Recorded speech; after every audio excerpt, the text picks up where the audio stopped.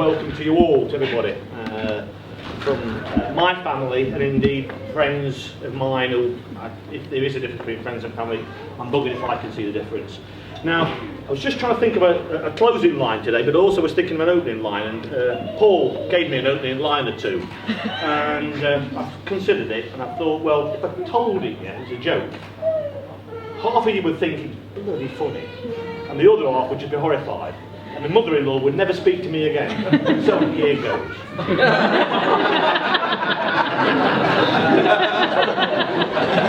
Just said no, I don't know. I won't test it on Ashley. I said no. Yeah, I mean, I think the way that folks Nick alluded to earlier, relating to the fact that we've got names on tables, the way that they're inclusive, I think that's a great idea. And for me, you know, I'd like to say that I've been called many things in the past, but I've never been called a table. So that's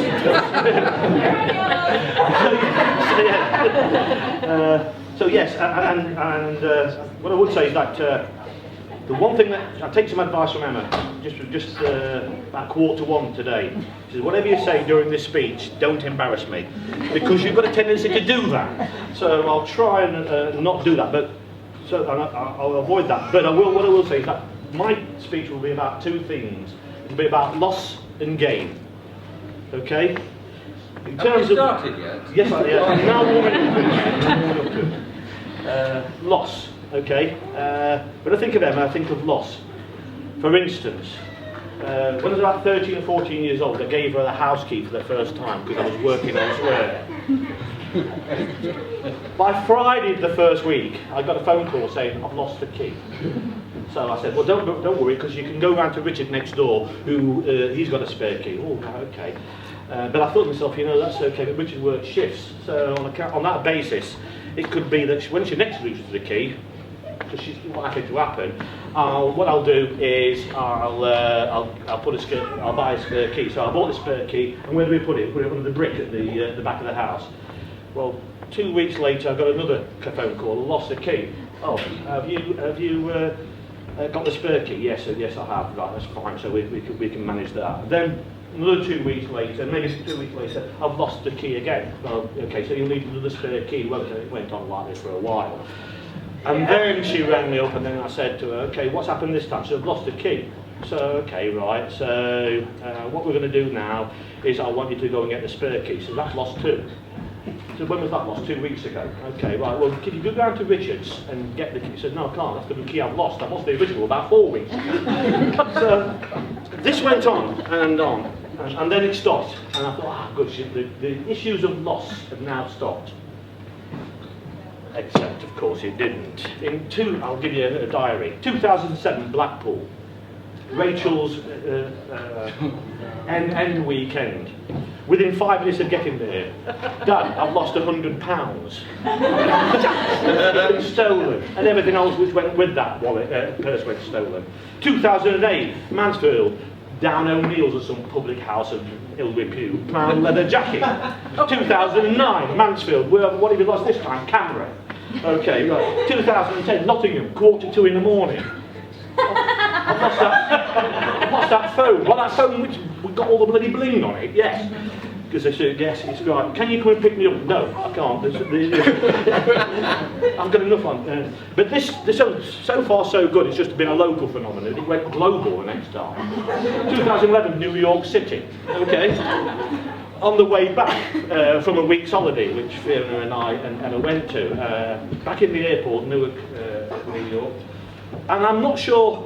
Well, yeah, it was a loss of a phone, and all I heard to announce this loss of the phone was this array of expletives. I can't remember what it was said, but bollocks and shit featured a lot.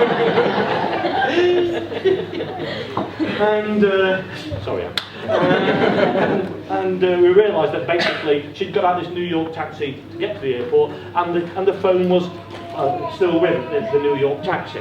So I'm running after this New York taxi. We managed finally to get it back, didn't we? And at which point she said, I've got no money left on it. can I phone Craig on yours? Another loss, which kind of, yeah, oh, that's where we've got next. Oh yes, in Ashfield, 2012, I didn't finish yet. 2012, Craig rigged me up. The Fiesta's been broken into, okay, but nothing's missing. That afternoon,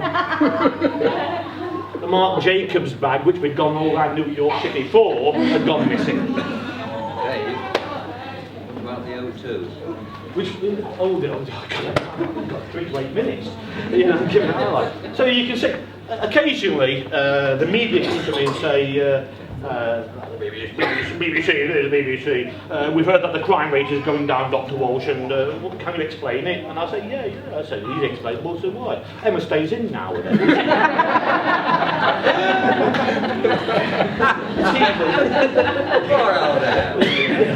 But, so of course, loss is sad too, and you know, people have alluded to today that